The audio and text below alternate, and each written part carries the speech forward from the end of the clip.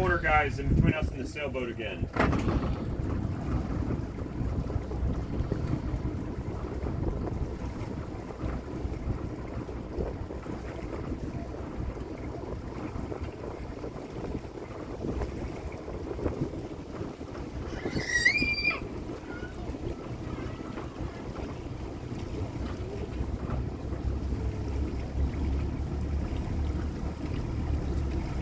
They're a little bit harder to observe when they're busy feeding. You never know where they're going to come up next or how long it's going to be in between breaths.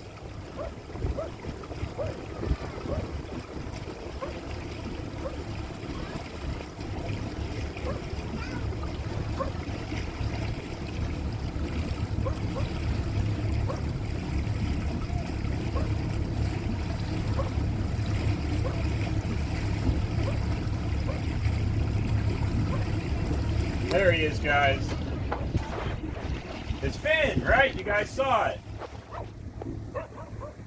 So hopefully he'll come up for another breath and everybody will get to see it. But on one of these dolphins, it's missing a good chunk of the dorsal fin at the top.